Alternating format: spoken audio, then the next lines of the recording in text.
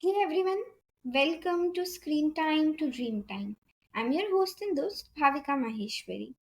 So, in our last podcast, we had a conversation about why mental health is important, what mental health really is, and how mental health is kind of connected with mobile addiction. And I kind of also shared some practical tips from which we all can overcome or reduce our screen time. But in today's episode, we are tackling a question that's been on everyone's mind, and I bet it also been on your mind also because, and that question is mobile phone good or bad? So let's dive in and find out. So think of your smartphone like a knife. Knife is a very helpful tool. We can use it to cut the fruits and vegetables. Likewise, only mobile is also, a very helpful tool that can help you to navigate, communicate, and access information on the go. You can learn new skills, connect with new friends, or you can also find your way around unfamiliar cities or even countries. But just as that knife, it can also be used to harm ourselves. We have all experienced the distracting allure of mobile phone, of or even of social media, the endless stream of notification, and the constant pressure to always stay connected. I I am sure that you have also experienced this constant, kind of like pressure that we always need to be stay connected with our phones. So, mobiles are like knife. The knife is both good and bad. It depends on how we use it. Likewise, only mobile is both good and bad. It depends on how we use it. So I also have written a book on screen time to dream time. You can check it from Amazon or Flipkart.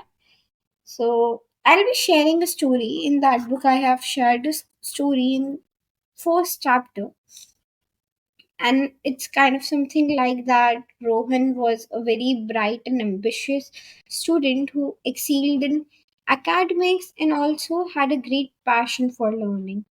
However, as Rohan's love for knowledge grew, so did his dependence on his mobile device.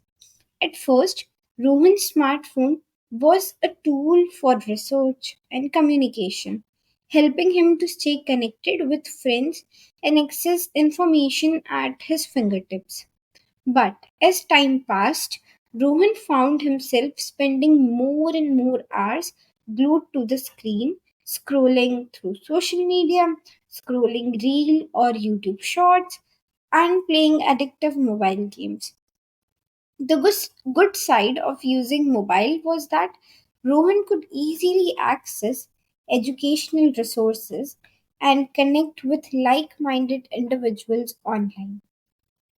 They could stay updated on current events and engage in meaningful discussions with people from around the world. The convenience of having a wealth of information at his disposal was just a blessing. However, the bad side of mobile addiction soon began to reveal itself.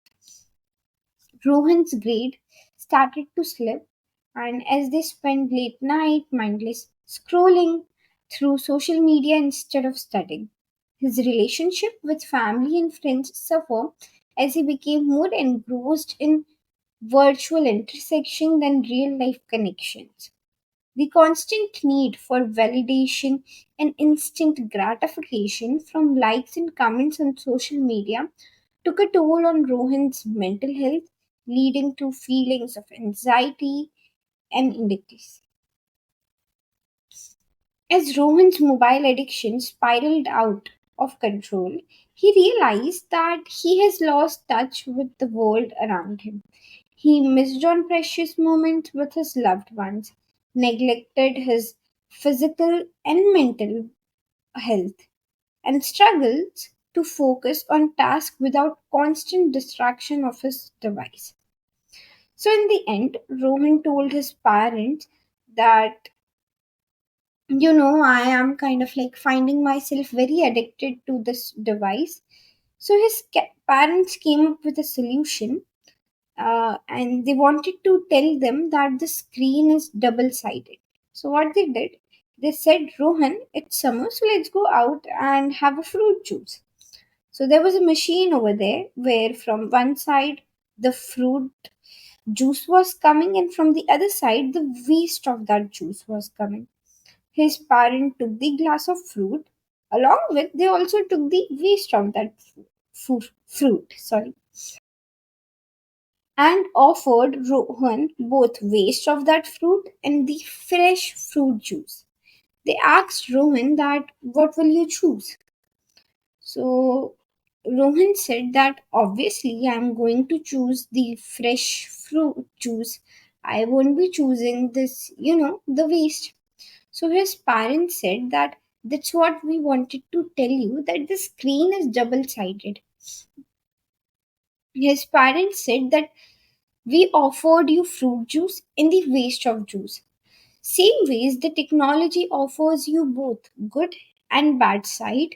It's up to you whether you choose the good side or the bad side.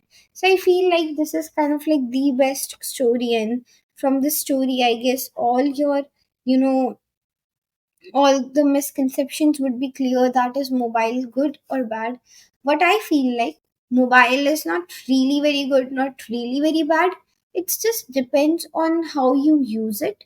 And as I explained you with the knife example, so knife is in our hand only, so it's up to us that how we use it. So please use your phone mindfully, because it's in your hands only. It's up to you whether you want to use your phone to build your career, to build a good mindset, to make money.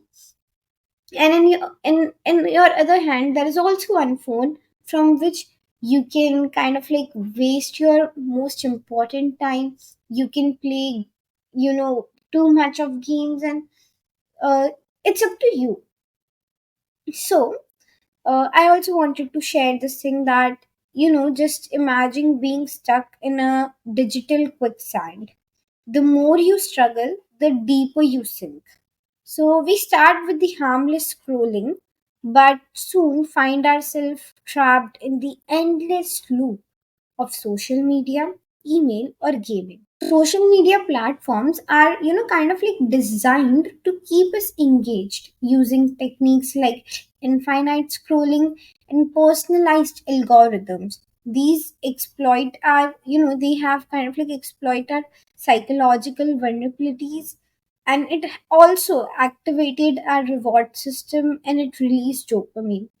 I feel like dopamine is kind of like a very vast topic, so definitely I'll do make sure to make a whole podcast on dopamine. So stay tuned for that. Now, the question would be that how you can break from this cycle. So firstly, recognize the double-edged nature of screen, then set boundaries, prioritize face-to-face interaction, then interactions via phone, and engage yourself into some activities which promote kind of like your hobby or something like that. Consider taking digital detox or practicing mindfulness. By being mindful of our screen use, we can regain control and harness the benefit of technology without sacrificing our well-being. By acknowledging this duality and striving for balance, we can harness technology benefit while protecting our mental health. So unplug from noise and plug into your purpose. Remember, your worth isn't measured by your screen time, but by the life you live. Prioritize your well being and choose a path that truly reflects your dream. So, subscribe to Screen Time to Dream Time on Spotify and also on YouTube. Share this episode with a friend or family member who really need to hear this. So thank you so very much for tuning in. Thank you so very much.